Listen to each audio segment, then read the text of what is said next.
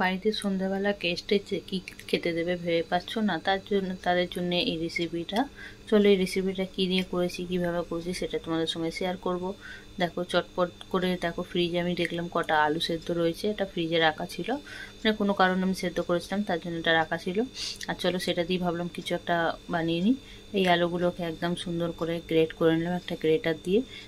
Great করার কারণ কী বলতো, মানে গোটা গোটা থাকবে না, মাখলে তো হবে না। আর যেহেতু ফ্রিজে ছিল একটু শক্ত শক্ত হয়ে গেছে, তার জন্যই আমি গ্রেট করে নিলাম। আর যে কোনো জিনিস মানে পকোড়া জাতীয় কিছু করতে গেলে এরকম করে গ্রেট করে নিলে খুব ভালোই হয়। তার জন্য আমি প্রত্যেকটা আলু সুন্দর করে এরকম করে গ্রেট করে নিয়েছি।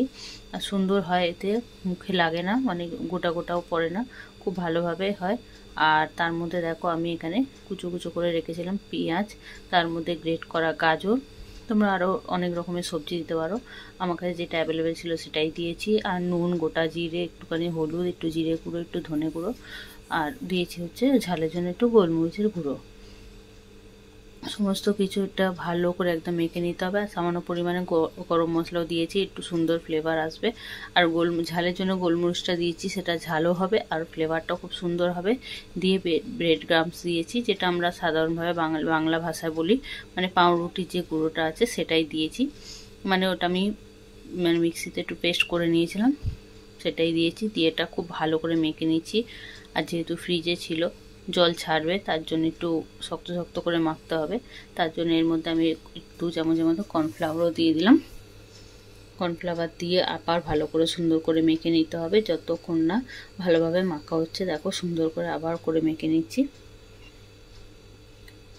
মানে গোল পাকিয়ে দেখতে হবে সুন্দর করে এটা গোল হচ্ছে কিনা। আর এইভাবে মেখে যদি আরও মনে হয় কর্নফ্লাওয়ার লাগবে একটুখানি দিলেও খারাপ হবে না।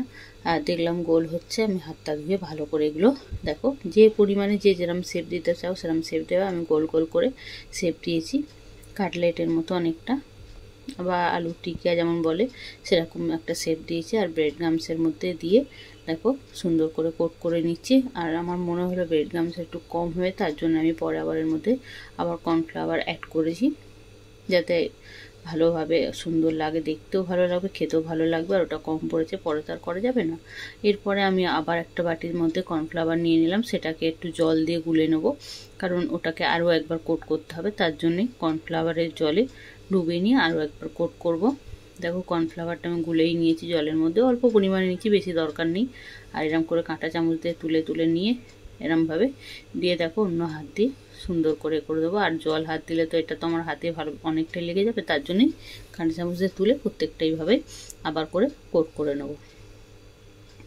প্রত্যেকটা এইভাবেই আমি আবার করে কোট করে নিয়েছি। আর চলো দেখো সব কিছু হয়ে সব কটাই করে ফেলেছি। আর এইগুলো তোমরা ফ্রিজেও অনেক দিনের জন্য স্টোর, মানে 1-1.5 সপ্তাহের জন্য স্টোর করে রাখতেই পারো। আর এখানে আমি কড়াইতে তেল নিয়েছি, আমি অল্প পরিমাণে তেল নিয়েছি, কারণ অল্প অল্প করেই ভাজবো, কারণ এই তেল না পরে আর ইউজ করা যাবে না। তাই অল্প অল্প করে ভেজো আর অল্প করেই তেল দিয়েছো, কারণ জিনিস ওয়েস্ট করার কোনো দরকার নেই, কারণ এই তেলটা পরে আর কাজে লাগবে না।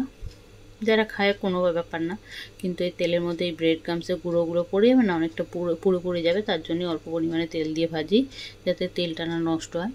আর প্রত্যেকটা খুব ভালো করে লাল লাল করে গ্যাসের ফ্লেম আস্তে করে করে ভেজে নিতে হবে, কারণ ভেতরটা যাতে ভালোভাবে ভাজা হয়। আর দেখো এইভাবে আমি সুন্দর করে ভেজে নিয়েছি। খেতেও সত্যি অসাধারণ টেস্ট হয়েছিল, মনেই হচ্ছিল না যে এটা আলু দিয়ে বানানো হয়েছে। মানে যেই খাচ্ছে, মানে আমার ঘরে মেম্বাররা যারাই খেয়েছে সবাই ভাবছে এর মধ্যে কোনো মাছ ইউজ করেছে, আমি কিন্তু এতে কোনো মাছ ইউজ করিনি, দেখলেই তো।